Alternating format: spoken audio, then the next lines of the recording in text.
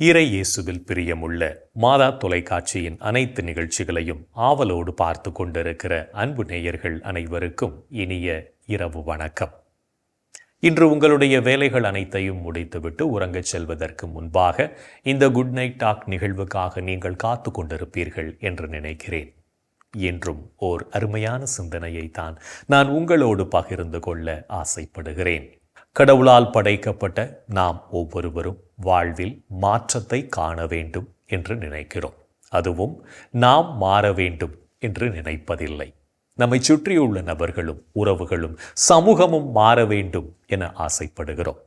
ஆனால் அது சாத்தியப்படுமா என்பதுதான் இங்கு கேள்விக்குறியாக இருக்கிறது. பல ஆண்டுகளாக ஒரு பணித்தளத்தில் ஒருவர் பணிபுரிகிறார் என்று வைத்துக்கொள்வோம். அவருக்கு கொடுக்கப்பட்டிருப்பதோ முக்கியமான பொறுப்பு. பல வருடங்களாக அந்த பொறுப்பை சரிவரச் செய்யாத அவர் திடீரென அதனை நன்றாக செய்ய வேண்டும் என்று எதிர்பார்த்தால் அது சாத்தியமா? உடனடியாக அவரில் மாற்றத்தை எப்படி ஏற்படுத்த முடியும்? இப்படியாக மாற்றத்தை எதிர்பார்த்து ஏமாறும் நபர்களாக நாம் இருப்பதை விடுத்து நம்மில் மாற்றத்தை ஏற்படுத்துவோம். அதுவே நம் வாழ்விற்கு பலம் சேர்க்கும் என்பதையும் உணர்ந்து கொள்வோம். நாம் நினைப்பது போல மற்றவர்கள் மாறவில்லை என்றால் நமது மன அமைதிதானே கெடுகிறது. அதோடு சேர்ந்து நமது மகிழ்ச்சியும் தொலைந்து போகிறது தானே. அப்படி நமது மகிழ்ச்சியை தொலைப்பதற்கு நாம் என்ன முட்டாள்களா என்று நம்மை கேட்டு பார்ப்போம். நாய் வாலை எப்படி நிமிர்த்த முடியாதோ அதே போல நாம் விரும்புவது போல மற்றவர்களை மாற்றுவது இயல்பான காரியம் அல்ல என்பதை புரிந்து கொள்வோம். எல்லோரையும் மாற்ற வேண்டும் என்று நினைத்து அனுதினம் புலம்புவதையும் முணுமுணுப்பதையும் தவிர்த்து நம் மன அமைதியை இழக்காமல் பார்த்து கொள்வோம்.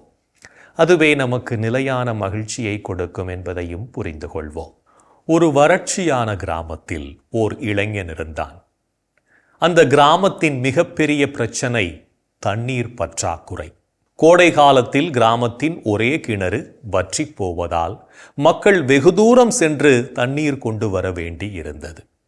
இளைஞன் தினமும் காலையில் எழுந்து பெரிய மண் குடத்தை எடுத்துக்கொண்டு பல மைல்கள் நடந்து சென்று ஓர் ஆழமான ஆற்று பகுதியிலிருந்து தண்ணீர் கொண்டு வருவான். அவன் வீடு திரும்புவதற்குள் வெயிலின் தாக்கத்தால் அந்த குடத்தின் அடிப்பகுதியில் ஏற்பட்டிருந்த ஒரு சிறு ஓட்டை வழியாக பாதி தண்ணீர் வீணாகி குடம் காலியாகிவிடும். எனவே அவன் மிகவும் கோபப்பட்டான். அவன் எப்போதும் எல்லோரையும் குறை சொன்னான். ஒரு நாள் அவன் வழியில் ஒரு வயதான முதியவரை கண்டான். முதியவர் அவனுடைய குடத்தின் நிலையையும் அவனது கோபத்தையும் பார்த்தார். என்ன தம்பி, இவ்வளவு கோபமா இருக்க என்று கேட்டார். இளைஞன் எரிச்சலுடன், பின்ன என்ன ஐயா, நான் கடினப்பட்டு தூக்கி வரும் தண்ணீர் முழுவதும் இந்த ஓட்டை விழுந்த குடத்தால் வீணாகி போகிறது. எல்லாவற்றையும் மாற்ற வேண்டும் என்றான். முதியவர் சிரித்து கொண்டே, தம்பி, உன்னுடைய குடத்தின் ஓட்டையால் தண்ணீர் தான் வீணாகி போகிறது என்று நினைக்கிறாயா? கொஞ்சம் இந்த பகுதியை பார் என்றார். அந்த பகுதியில் மண் மிகவும் வறண்டு போய் செடி கொடிகள் இல்லாமல் இருந்தது. ஆனால் அவன் குடத்தின் ஓட்டையால் தண்ணீர் ஒழுகியதால் அவன் நடந்து வந்த ஒத்தையடி பாதையின் இருபுறமும் இருந்த செடிகள் மட்டும் பசுமையாக காட்சியளித்தன. சிறிய பூச்செடிகளும் துளிர்த்திருந்தன. முதியவர் தொடர்ந்தார், நீ தினமும் நடந்து வந்த பாதையின் மண்ணை உன் குடத்தின் ஓட்டைதான் காப்பாற்றியிருக்கிறது. நீ வீணாகிறது என்று நினைத்த ஒவ்வொரு துளி தண்ணீரும் இந்த செடிகளுக்கு புதிய வாழ்வை கொடுத்திருக்கிறது. உன் குடத்தின் ஓட்டையை மாற்ற முடியவில்லை என்று நீ ஊரை, குடத்தை, விதியை குறை சொல்கிறாய். ஆனால் அந்த குடத்தின் ஓட்டையை மாற்ற வேண்டியது உன் கையில் தானே இருக்கிறது என்பதை நீ மறந்து போனாய் என்றார். அவன் சிந்தித்தான். அன்றிலிருந்து அவன் குடத்தின் ஓட்டையை எண்ணி கவலைப்படுவதை நிறுத்தினான். அவன் கொண்டு வந்த தண்ணீரின் ஒரு பகுதி செடிகளின் வாழ்வுக்கு உதவுகிறது என்று நினைத்து மகிழ்ச்சி அடைந்தான். நாமும் நம்மை மாற்றிக்கொண்டு மகிழ்ச்சியோடு வாழ்வோம். இன்றைய தினத்தை எடுத்துக்கொள்வோம். இந்த நாள் முழுவதும் நாம் நம்மில் மாற்றத்தை ஏற்படுத்த முயற்சி செய்தோமா என்று யோசித்து பார்ப்போம். மேலும் இந்த நாளில் நமது செயல்பாடுகள் எப்படிப்பட்டதாக இருந்தது என்று நம்மையே நாம் கேட்டு பார்ப்போம்.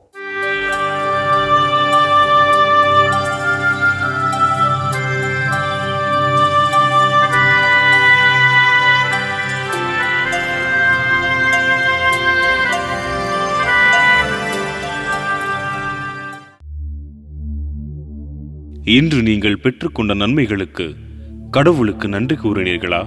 தந்தையாம் கடவுளுக்கு நன்றி செலுத்துங்கள். அவர் இறை மக்களுக்கான ஒளிமயமான உரிமை பேற்றில் பங்கு பெற உங்களை தகுதியுள்ளவர்களாக்கியுள்ளார். இன்று நீங்கள் ஆண்டவருக்கு ஏற்புடைய செயல்களை செய்தீர்களா?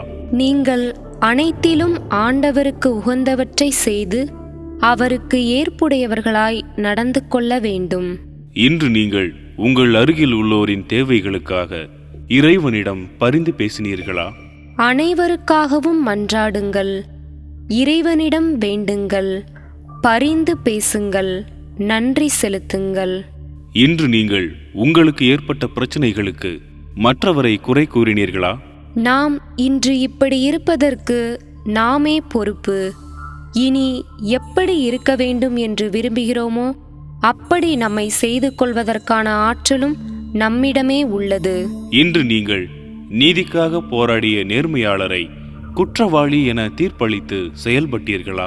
நேர்மையானவரை குற்றவாளி என தீர்ப்பளித்து கொலை செய்தீர்கள். ஆனால் அவர் உங்களை எதிர்த்து நிற்கவில்லை.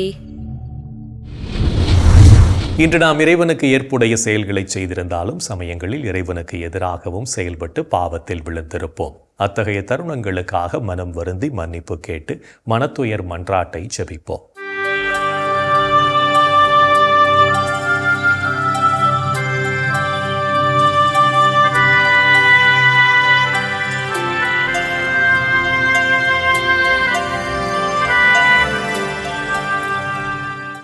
எல்லாம் வல்ல இறைவனிடமும் சகோதர சகோதரிகளே உங்களிடமும் நான் பாவி என ஏற்றுக்கொள்கிறேன். ஏனெனில் என் சிந்தனையாலும் சொல்லாலும் செயலாலும் கடமையில் தவறியதாலும் பாவங்கள் பல செய்தேன். என் பாவமே, என் பாவமே, என் பெரும் பாவமே. ஆகையால் எப்போதும் கன்னியான புனித மரியாவையும் வானதூதர் புனிதர் அனைவரையும் சகோதர சகோதரிகளே உங்களையும் நம் இறைவனாகிய ஆண்டவரிடம் எனக்காக வேண்டிக்கொள்ள மன்றாடுகிறேன். ஆமேன். மனத்துயர் மன்றாட்டை செபித்ததன் வழியாக இறைவனிடமிருந்து மன்னிப்பை பெற்றிருப்போம் என்ற நம்பிக்கையோடு இறை வேண்டலில் இணைவோம்.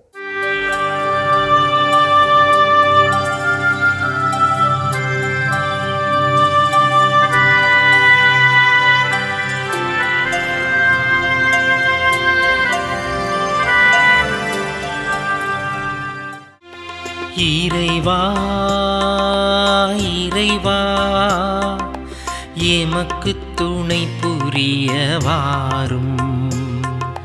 ஆண்டவரே எமக்கு துணை புரிய விரைந்து வாரும். தந்தைக்கும் மகனுக்கும் தூய ஆவியார்க்கும் மாட்சி உண்டாவதாக. தொடக்கத்தில் இருந்தது போல் இப்பொழுதும் எப்பொழுதும் என்றென்றும் இருப்பதாக. ஆமென்.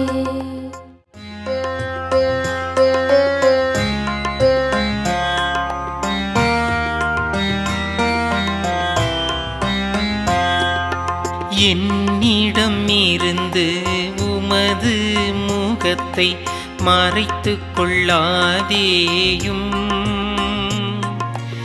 ஏனெனில் நான் உம்மீது நம்பிக்கை வைத்துள்ளேன். என்னிடமிருந்து உமது முகத்தை மறைத்துக் கொள்ளாதேயும். ஏனெனில்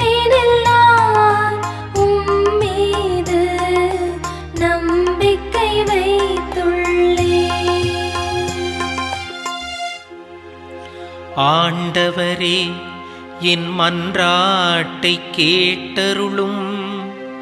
நீர் நம்பிக்கைக்கு உரியவராயிருப்பதால் உமது இரக்கத்திற்காக நான் எழுப்பும் மன்றாட்டுக்கு செவிசாய்த்தருளும். உமது நீதியின்படி எனக்கு பதில் தாரும். தண்டனை தீர்ப்புக்கு உம்மடியானை இழுக்காதேயும். ஏனெனில் உயிர் வாழ்வோர் எவரும் உமது திருமுன் நீதிமான் இல்லை. எதிரி என்னை துரத்தினான், என்னை தரையிலிட்டு நசுக்கினான். என்றோ இறந்தொழிந்தவர்களை போல் என்னை இருட்டில் கிடக்கச் செய்தான். எனவே என்னுள்ளே என் மனம் ஒடுங்கி போயிற்று. என் உள்ளம் எனக்குள் சோர்ந்து போயிற்று. பண்டைய நாள்களை நான் நினைத்துக் கொள்கின்றேன். உம் செயல்கள் அனைத்தையும் குறித்து சிந்தனை செய்கின்றேன். உம் கைவினைகளைப் பற்றி ஆழ்ந்து சிந்திக்கின்றேன். உம்மை நோக்கி என் கைகளை உயர்த்துகின்றேன். வறண்ட நிலம் நீருக்காக தவிப்பது போல் என் உயிர் உமக்காக தவிக்கின்றது.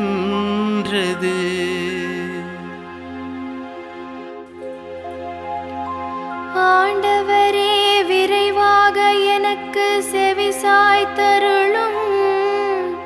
ஏனெனில் என் உள்ளம் உடைந்து விட்டது.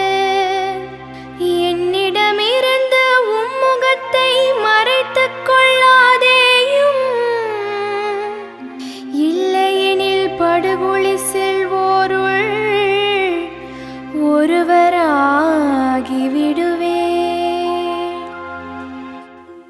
உமது பேரன்பை வைகரையில் நான் கண்டடையச் செய்யும். ஏனெனில் உம்மீது நம்பிக்கை வைத்துள்ளேன்.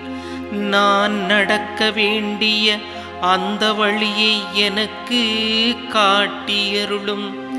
ஏனெனில் உம்மை நோக்கி என் உள்ளத்தை உயர்த்துகின்றேன். ஆண்டவரே, என் எதிரிகளிடமிருந்து என்னை விடுவித்தருளும். நான் உம்மிடம் தஞ்சம் புகுந்துள்ளேன். திருவுள்ளத்தை நிறைவேற்ற எனக்கு கற்பித்தருளும்.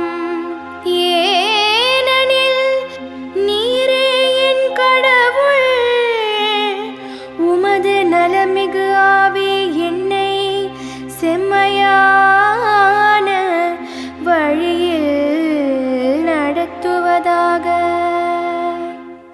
ஆண்டவரே, உமது பெயரின் பொருட்டு என் உயிரை காத்தருளும். உமது நீதியின் பொருட்டு என்னை நெருக்கடியினின்று விடுவித்தருளும். தந்தைக்கும் மகனுக்கும் தூய ஆவியார்க்கும் மாட்சி உண்டாவதாக. தொடக்கத்தில் இருந்தது போல் இப்பொழுதும் எப்பொழுதும் என்றென்றும் இருப்பதாக. ஆமென். என்னிடம் இருந்து உமது முகத்தை மறைத்துக் கொள்ளாதேயும். ஏனெனில் நான் உம்மீது நம்பிக்கை வைத்துள்ளேன். என்னிடமிருந்து உமது முகத்தை மறைத்துக் கொள்ளாதேயும். ஏனெனில் நான் உம்மீது நம்பிக்கை வைத்துள்ளேன். இறைவனின் உடனிருப்பு இந்த இரவு பொழுதிலும் நம்மை பாதுகாத்து வழிநடத்தும் என்ற நம்பிக்கையை இறை வேண்டலின் வழியாக பெற்றுக்கொண்ட நாம் இப்போது நாளைய வாசகங்களுக்கு செவிமடுப்போம்.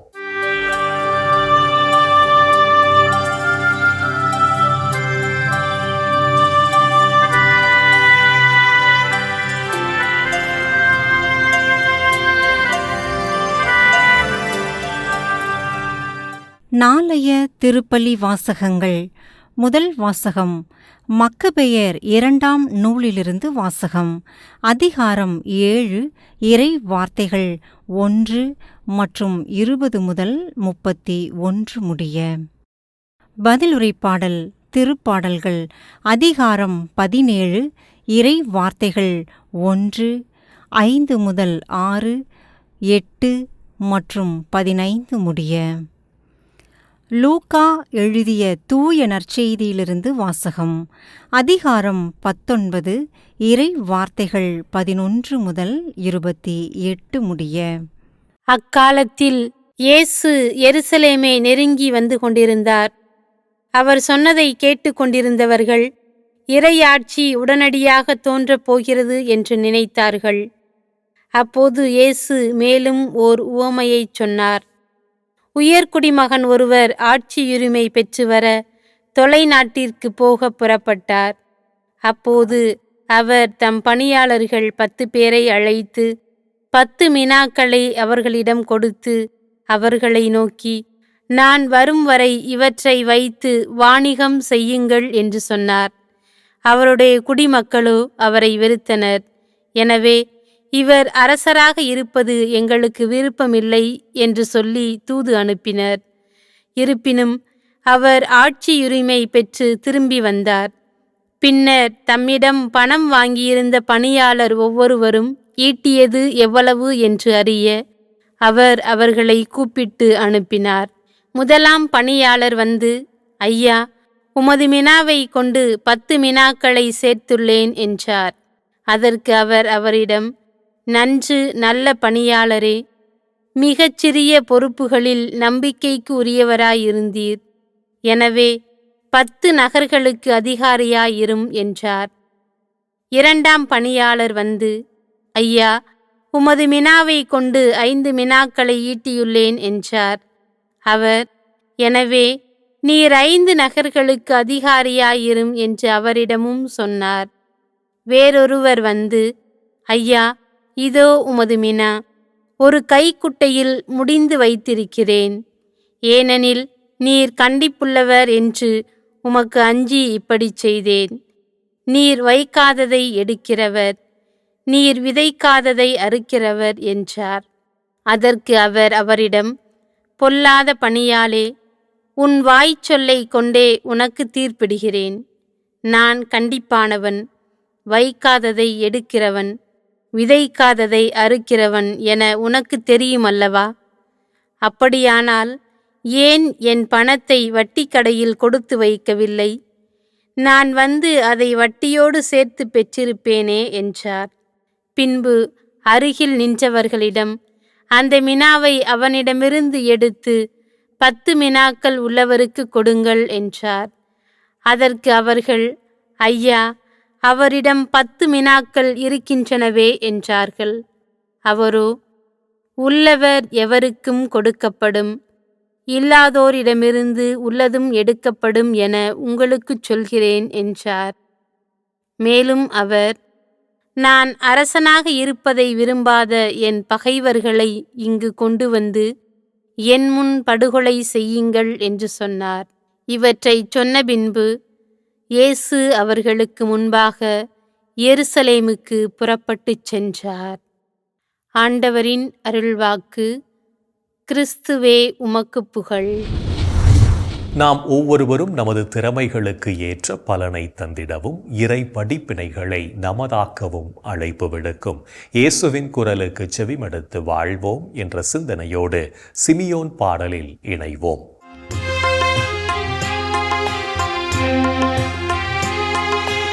ஆண்டவரே, நாங்கள் விழித்திருக்கும் போது எங்களை காத்தருளும். நாங்கள் தூங்கும் போது எங்களை பாதுகாத்தருளும். இதனால் கிறிஸ்துவோடு விழித்திருந்து அவரோடு அமைதியில் இளைப்பாறுவோம். அவரோடு அமைதியில் இளைப்பாறுவோம். ஆண்டவரே, உமது சொற்படி உம் அடியான் என்னை இப்போது அமைதியுடன் போகச் செய்கிறேன். ஏனெனில் மக்கள் அனைவரும் காணுமாறு நீர் ஏற்பாடு செய்துள்ள உமது மீட்பை என் கண்கள் கண்டு கொண்டன. இம்மீட்பே பிற இனத்தாருக்கு வெளிப்பாடு அருளும் மொழி. இதுவே உம் மக்களாகிய இஸ்ரவேலுக்கு பெருமை. தந்தைக்கும் மகனுக்கும் தூய ஆவியார்க்கும் மாட்சி உண்டாவதாக. தொடக்கத்தில் இருந்தது போல் இப்பொழுதும் எப்பொழுதும் என்றென்றும் இருப்பதாக. ஆமென். ஆண்டவரே, நாங்கள் விழித்திருக்கும் போது எங்களை காத்தருளும். நாங்கள் தூங்கும் போது எங்களை பாதுகாத்தருளும். இதனால் கிறிஸ்துவோடு விழித்திருந்து அவரோடு அமைதியில் இளைப்பாறுவோம். அவரோடு அமைதியில் இளைப்பாறுவோம். இறைவன் நம்மை ஒவ்வொரு நொடி பொழுதும் அற்புதமாய் வழிநடத்தி கொண்டிருப்பதை சிமியோன் பாடல் வழியாக உணர்ந்து ஜெபித்த நாம் இப்போது நாளைய புனிதரை பற்றி பார்க்கலாம்.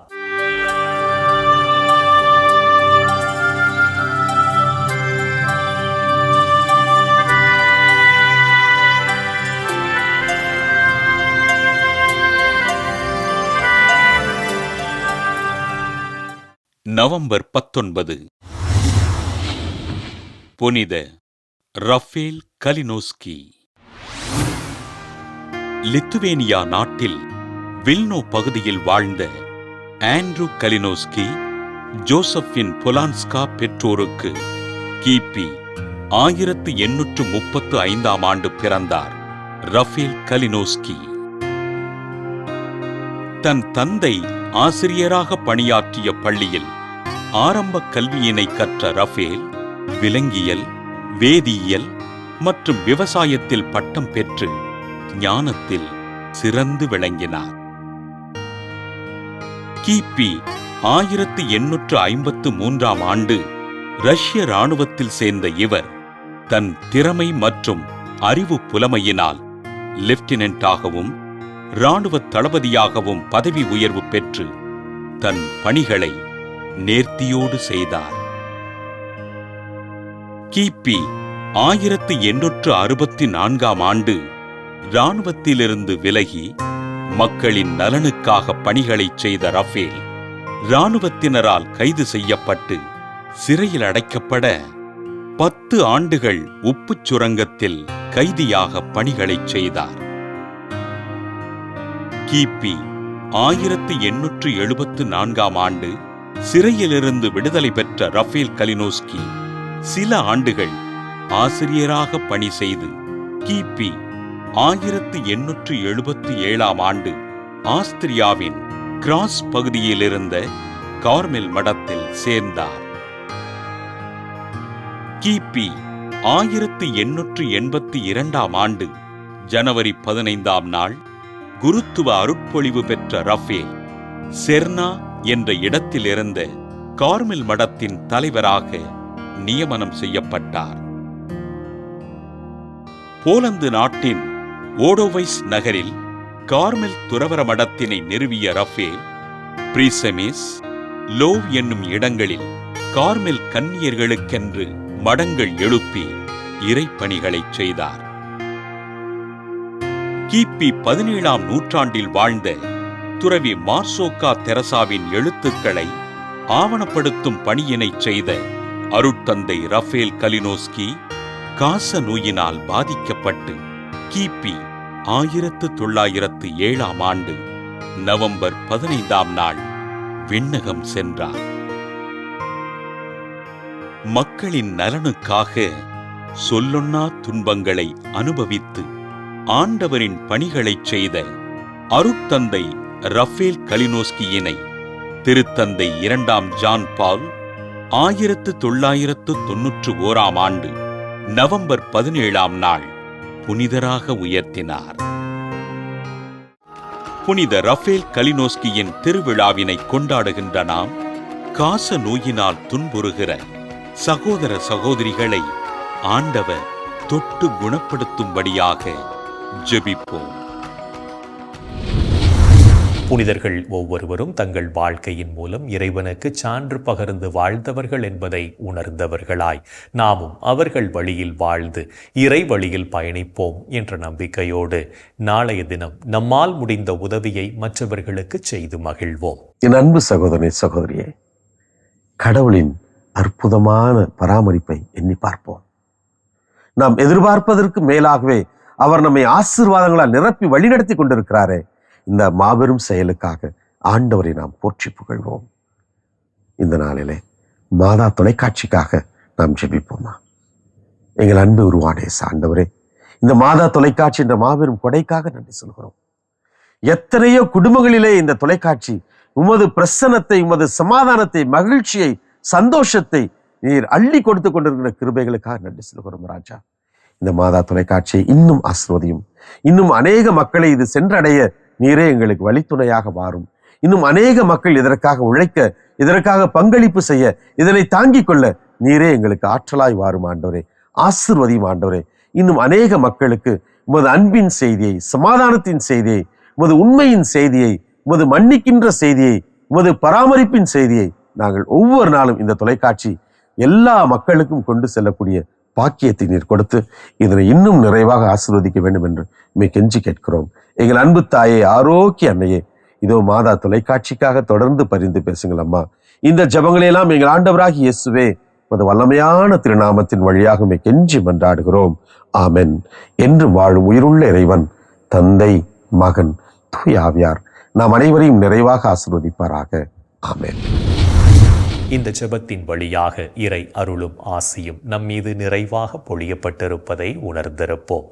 இறை ஆற்றலும் வல்லமையும் என்றும் நம்மில் தங்கும். அன்னை மரியாவும் நமக்கு உதவிகள் செய்வார் என்ற நம்பிக்கையோடு அவரின் துணை வேண்டி இந்த நிகழ்வை நிறைவு செய்யலாம். Good night.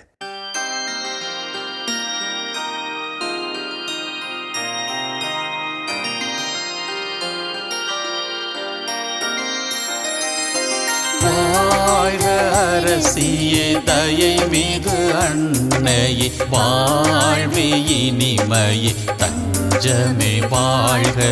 தாயகம் இழந்த ஏவையின் மக்கள் தாயே என்றும்மை கூவி அழைத்தோ. கண்ணீர் கனவாய் நின்றும்மை நோக்கி கதறியே அழுதோம், பெருமூச்செறிந்தோம். ஆதலால் எமக்காய் பரிந்துரைப்பவரே, அன்புடன் எம்மை கடைக்கண் பாரே. திருவயிற்றின் கனியாம் இயேசுவை கிருபை இம்மை வாழ்வின் இறுதியில் காட்டுவி கருணையின் உருவே தாய்மையின் கனிவே இனிமையின் அன்னை மரியா போற்றி